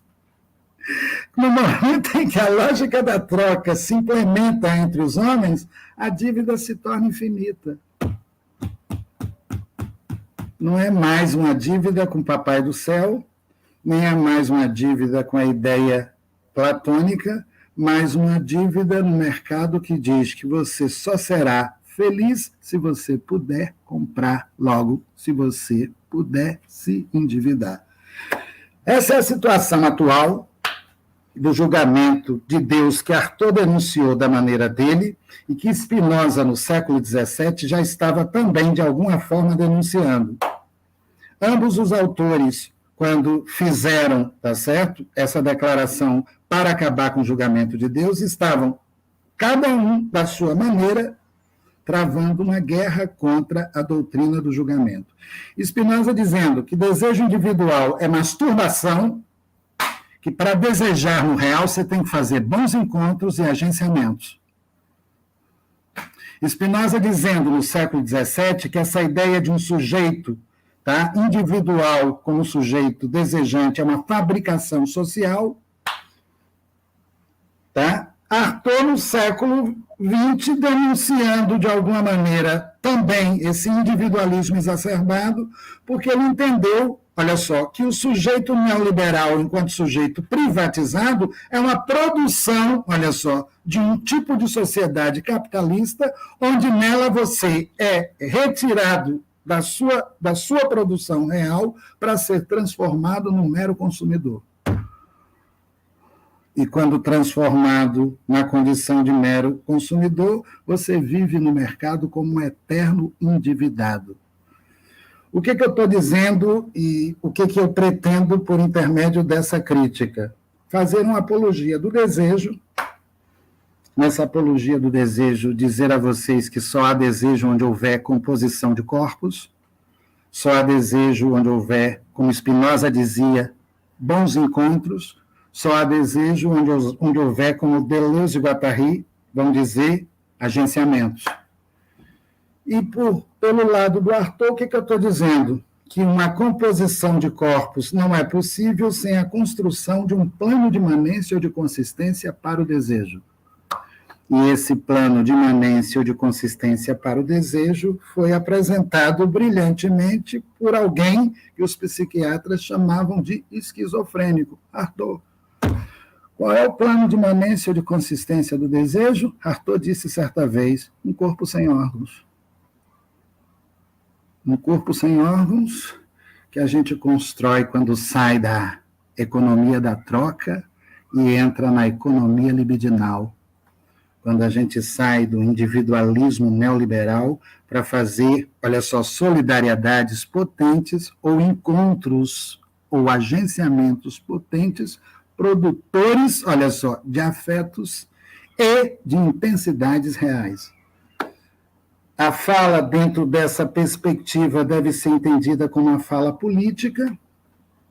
Essa fala política deve ser entendida como uma fala urgente, porque vivemos numa sociedade falida, porque os indivíduos estão extremamente individualistas e deprimidos por isso. Há uma crise no laço social que a Covid só acentuou, mas que já estava presente antes da Covid. E o diagnóstico que eu faço dessa crise é individualismo exacerbado, narcisismo exacerbado e incapacidade de fazer laço social com os outros seres humanos. Isso, no meu entendimento, é o produto, tá certo, do capitalismo contemporâneo, que produz indivíduos extremamente individualizados que só se relacionam com os outros pela lógica fria da troca e do interesse. É contra esse tipo de postura que a minha fala faz valer uma certa contundência ética e pretendo eu, não sei se eu vou ter essa felicidade política também. Ética, com certeza, porque para valorizar o desejo só é possível fazer essa valorização acontecer numa lógica dos bons encontros. E nessa lógica dos bons encontros é necessário destruir toda e qualquer idealização que te leve a pensar que estar no desejo é estar na falta ou na culpa. 2, política, porque não é possível, tá certo, fazer uma política com contundência se não for possível fazer bons encontros para restaurar os laços sociais que estão desgastados pela política individualista do capitalismo neoliberal. Para lutar contra o neoliberalismo e o artificialismo do desejo individual, eu estou propondo, com Spinoza e Arthur, que a gente entenda o desejo como potência e que a gente entenda a realização desse desejo a partir de agenciamentos e de encontros de alegria que sejam igualmente encontros de potência desejante. Última informação, viu? Spinoza também é um crítico da depressão e da tristeza. Marca isso aí, que isso é de extremada importância. Ele é um crítico da depressão e da tristeza, ele diz que a depressão é produzida socialmente e a tristeza não leva ninguém a lugar algum. Toda tristeza é ruim. Spinoza é um pensador que valoriza a alegria, num mundo que diz que a tristeza é profunda e a alegria é leviana. A alegria de Spinoza me comove imensamente. Toda vez que eu lembro de Spinoza e da potência que a alegria porta consigo, eu entendo por que o capitalismo se alimenta da tristeza e do terror que ele consegue produzir nos indivíduos através da insegurança.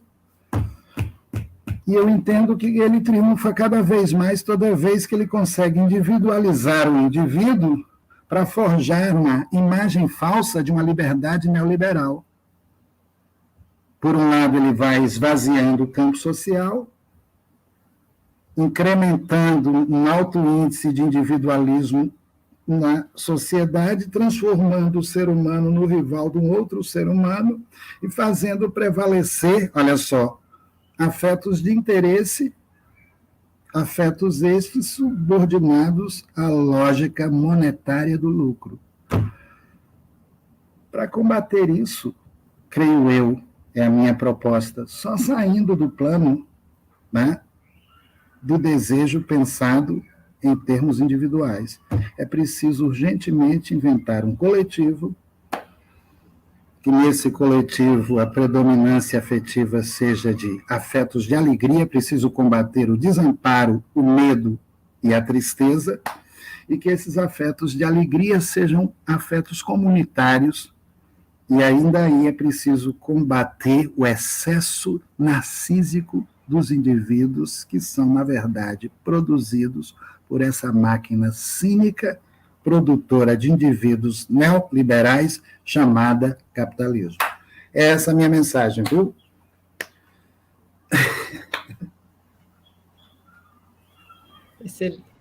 Olá, Teresa, excelente. Muito obrigada. Então, vamos passar aqui para algumas perguntas.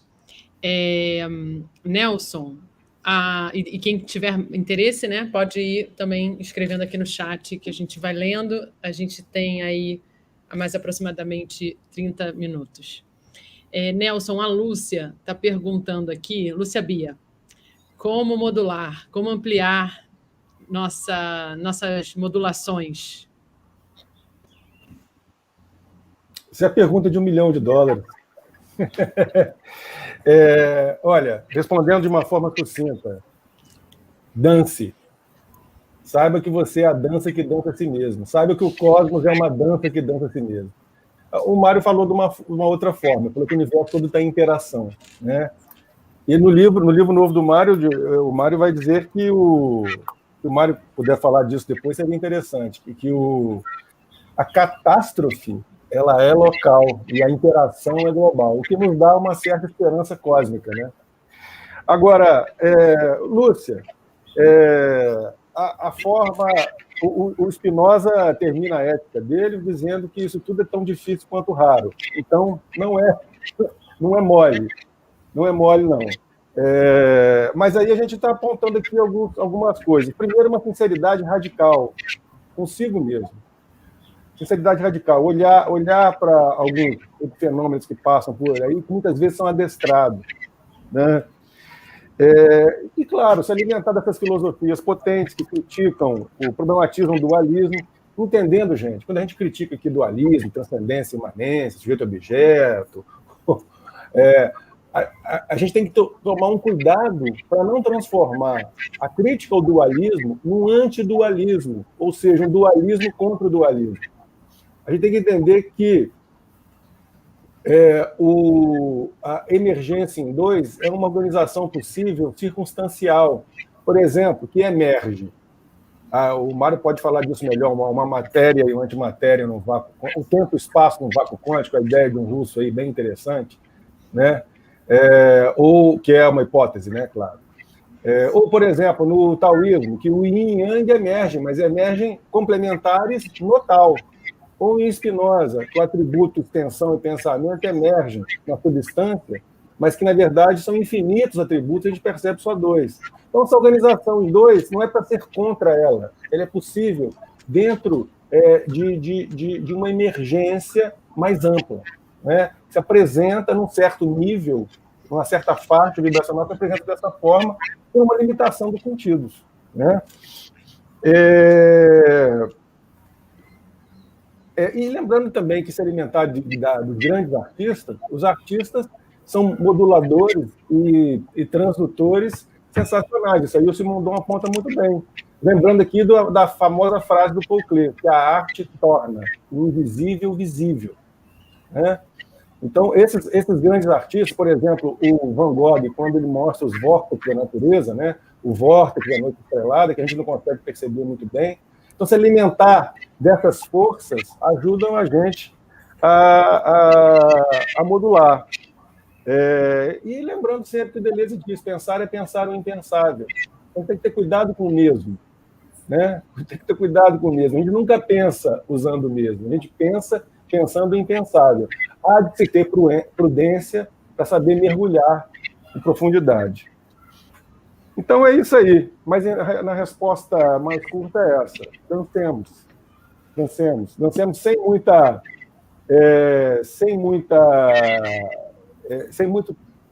muito a priori, né? Uma dança experimental, uma dança com feedback cósmico, que ouça os sussurrares da natureza, os ritmos da natureza, e dancemos junto com ela, co-criando, né? Com o cosmos. Obrigada, Nelson. Antes de eu passar a pergunta para o Lucas, aqui, que está no nosso vídeo, a Raquel falou assim, refletindo sobre os ensinamentos do professor Mário, penso, matéria contra matéria igual a extinção, gente contra gente, o inverso solidário.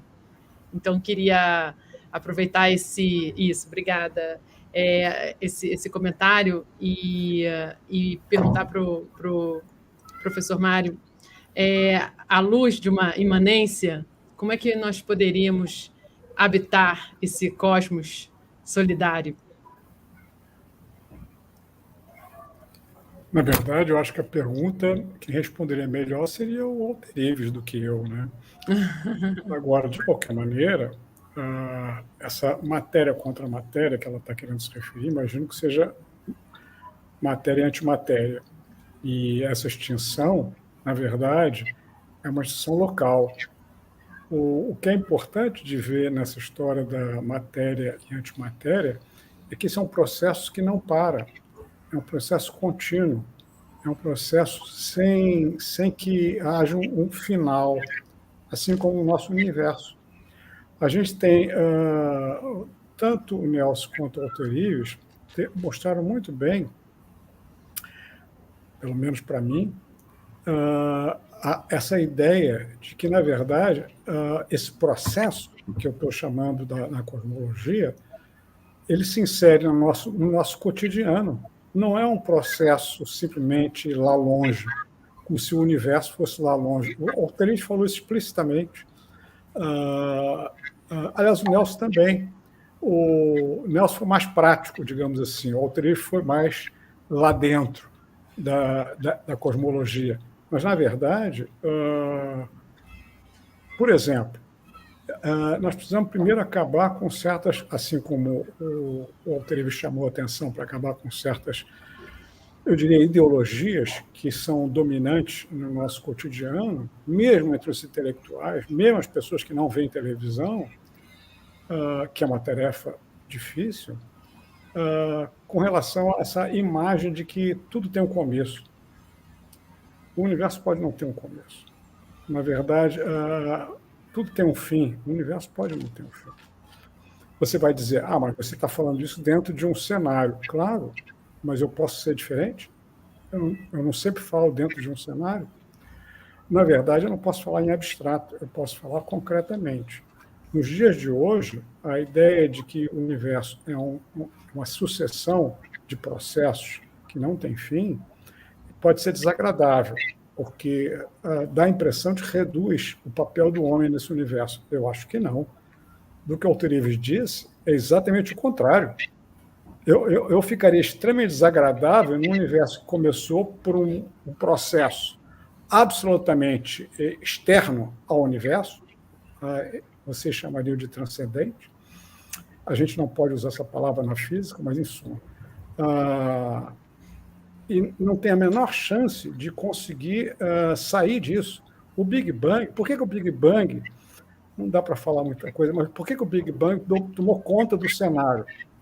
Porque ele requer um objeto, um ser, alguma coisa, chamada Deus, lá o que seja, externo, para dar origem a tudo que existe. Por quê? Porque, aparentemente, a física não seria suficiente. Só que, e isso é uma coisa maravilhosa que foi inventada pelos matemáticos, e, na verdade, as pessoas acham que foram os físicos, os matemáticos mostraram que processos não lineares não precisam de um agente externo. Processos não lineares, eles se autoalimentam. Consequentemente, o universo pode ter começado sem que haja um agente externo.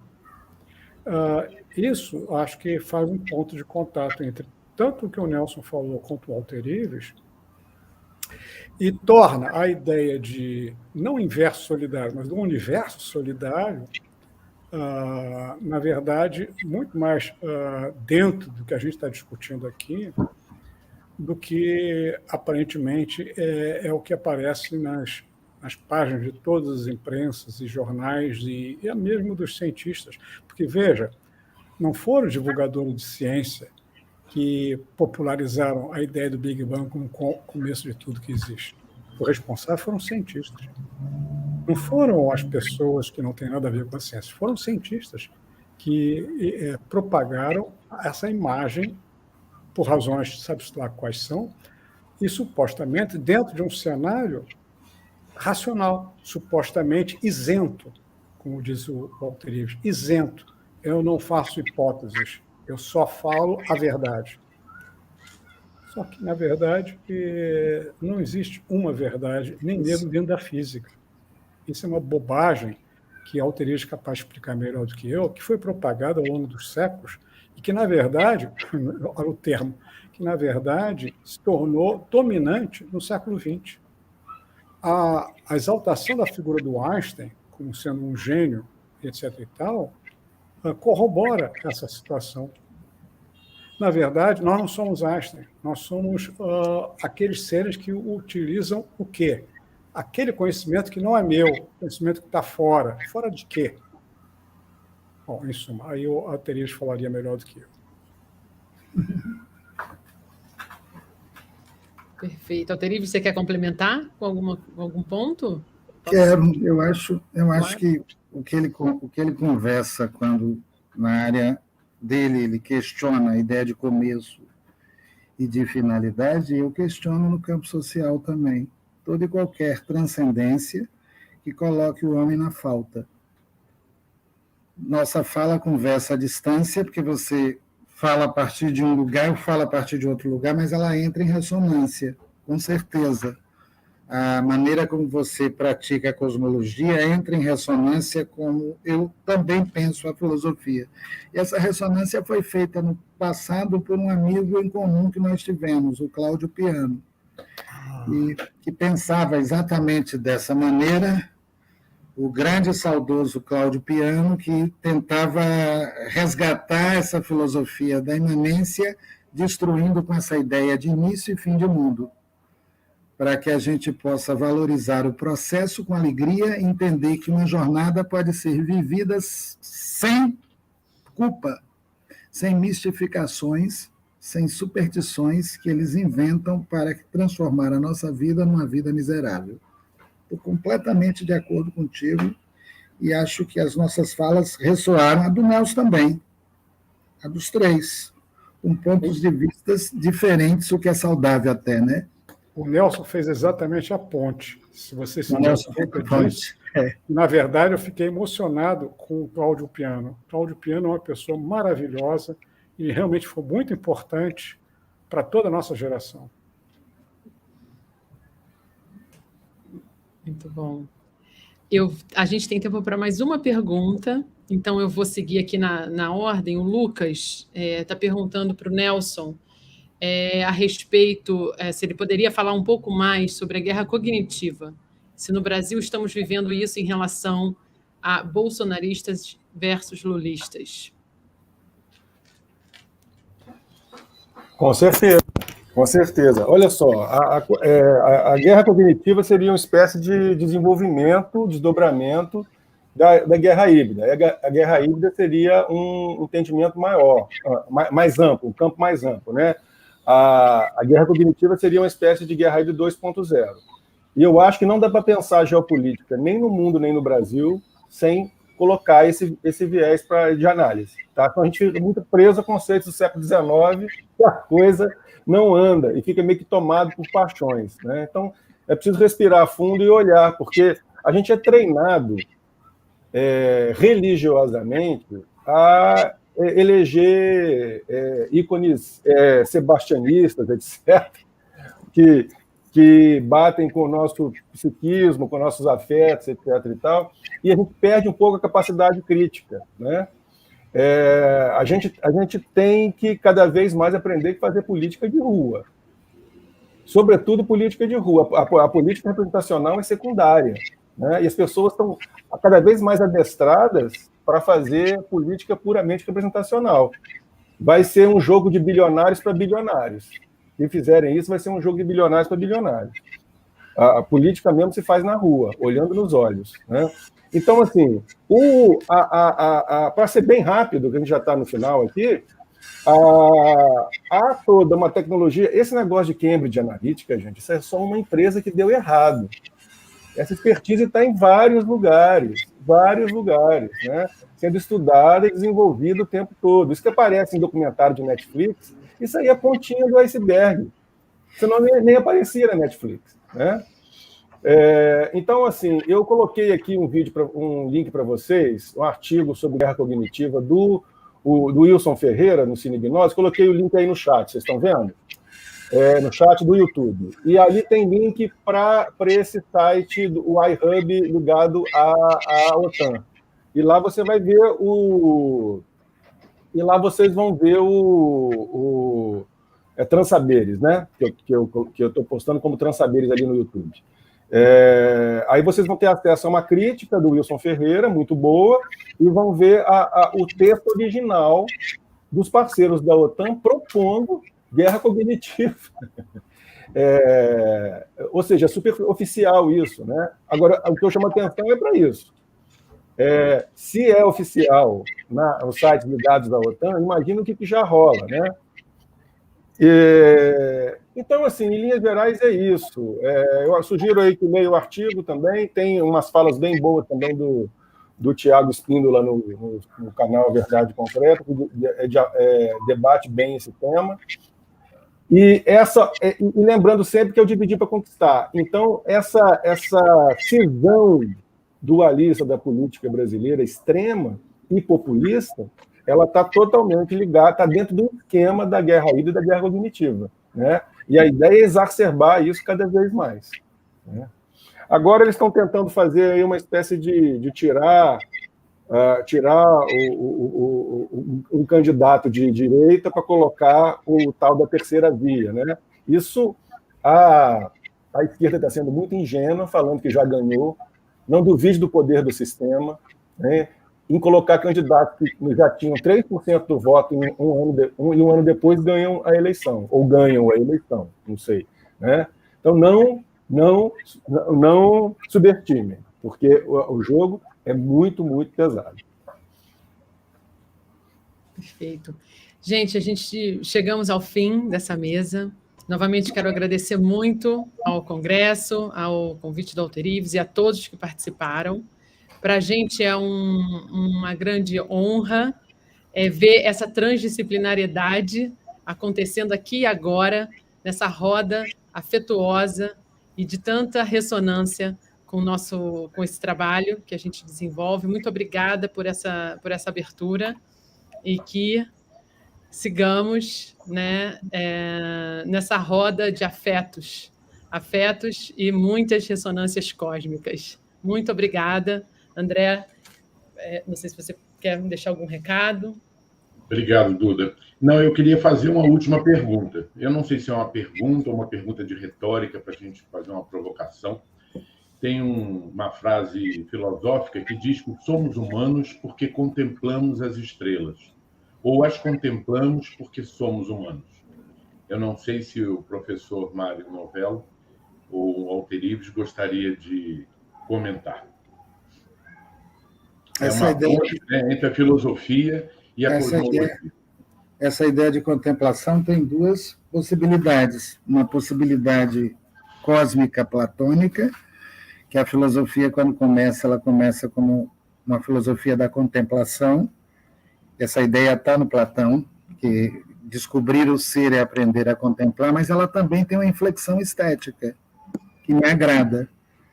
E é a condição da arte, a contemplação do sensível, e que as coisas contempladas são sensações.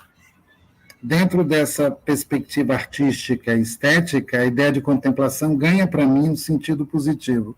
Quem desenvolve isso, essa ideia de que criar é contemplar, determinados artistas que trabalham com estética, e o Gilles Deleuze coloca isso no que é a filosofia, naquele capítulo dedicado à arte, onde ele diz lá com muita precisão de que o artista é um contemplador. E lembrando alguém também que eu gosto muito, Fernando Pessoa, que renuncia à ação para contemplar sensações, com a ambição de sentir tudo de todas as maneiras. Isso me agrada muito.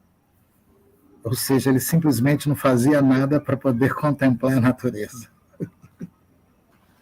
Só para complementar o que diz o Walter Ives, na outra direção, um minutinho só, deixa eu desligar meu celular, porque, veja, você fez uma distinção entre estrela e humano. Na verdade, se você considera o ponto de vista da ciência, nossos átomos são eternos. Ou seja, eu estou aqui hoje nessa forma que eu gosto muito, porque eu chamo de eu, mas, na verdade, eu sou o universo. É uma bobagem. Eu não vou entrar nisso, vão dizer que eu sou idealista ou coisa parecida. Eu detesto essas coisas. Mas, em suma, meus átomos são eternos.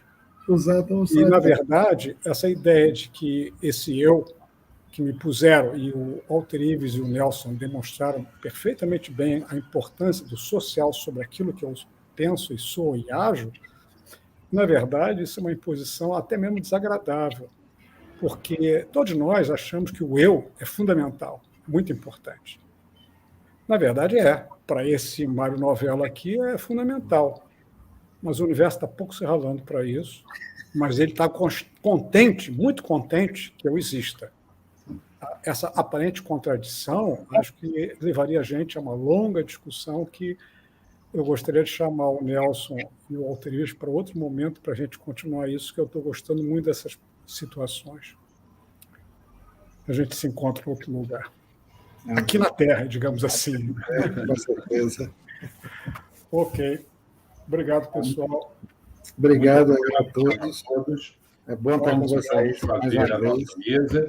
E dentro de uns 5 minutos aproximadamente, estaremos entrando em formação do nosso segundo encontro de hoje. Até lá.